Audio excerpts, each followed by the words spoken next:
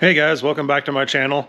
I'm getting ready to put the PRP seats that I got into my Jeep, and I came to a problem is there's no way to put the stock seat belts back in with the PRP seats.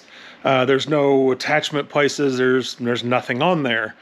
And so I called up PRP and I'm like, hey, I can't, this is my daily driver and I use these seats. Yeah, I could put the 4-point harness that I've got in. Of course, I don't have the harness bar yet, but I'll get one of those eventually.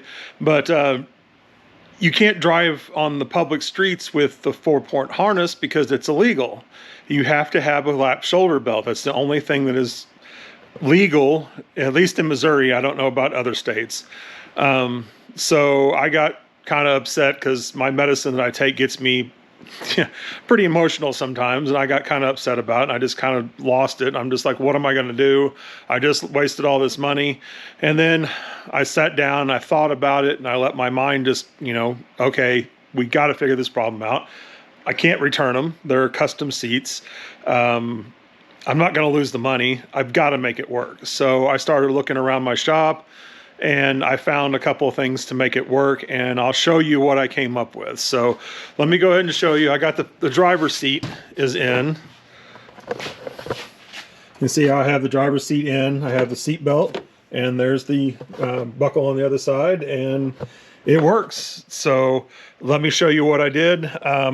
Obviously, I'm going to assume you guys know how to take the seat out of the Jeep. It's 4 bolts. You can see them right here. There's 4 bolts, 2 in the front, 2 in the back. Pretty easy.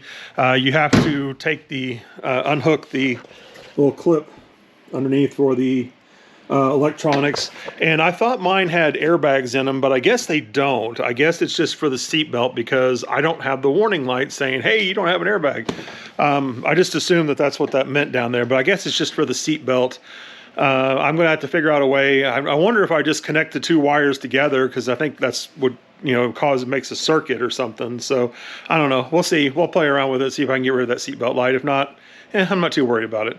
So let me show you what I'm going to do to get this set up. You can see here I got the passenger seat. I already got it out, got it up on a table so I could work on it. Got some help with it because, it's heavy. It's not that heavy really. It's just kind of awkward. But being disabled and all, it kind of makes things difficult to get things moved around. So anyway, they say just to go in here and take out these little 4 bolts that are down in here. They're kind of difficult to get to.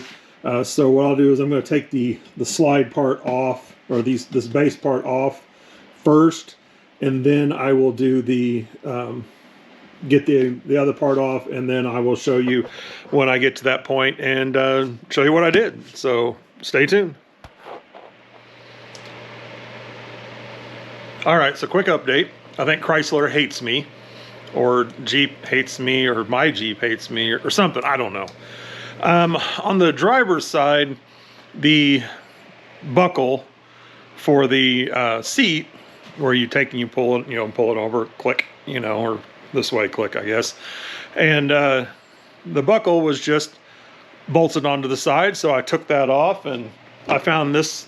I had one of these that was, you can see where I kind of bent it straight, and I was able to attach it underneath and then reattach it up here. It went up, and it worked out great.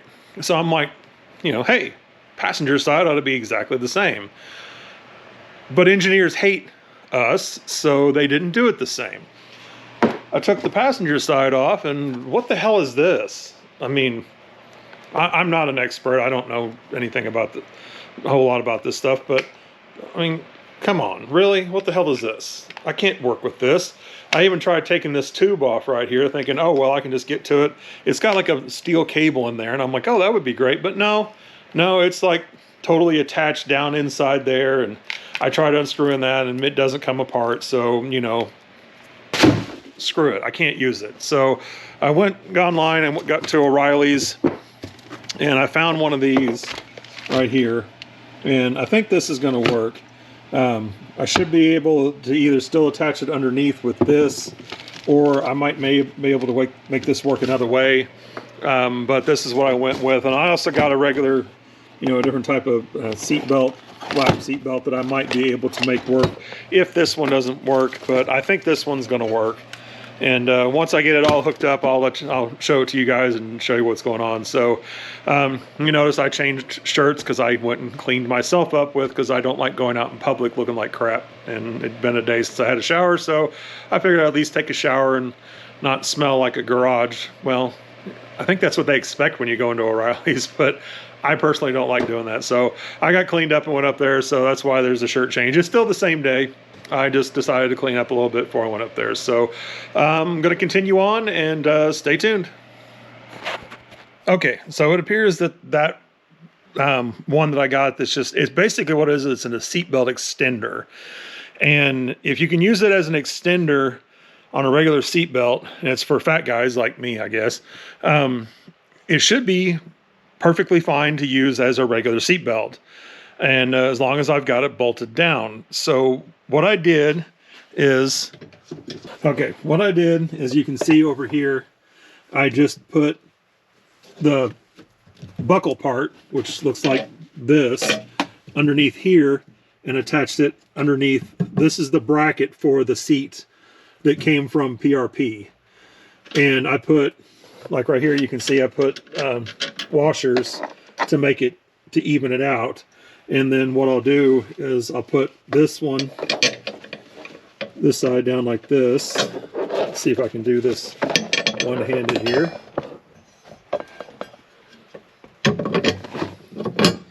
And then we'll just basically just sandwich that in between there.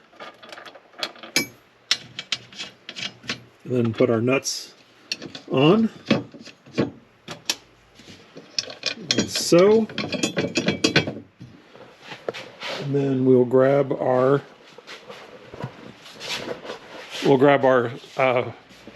impact, which, you know, probably don't necessarily have to use an impact, but that's just what I've been using because it makes it easier for me.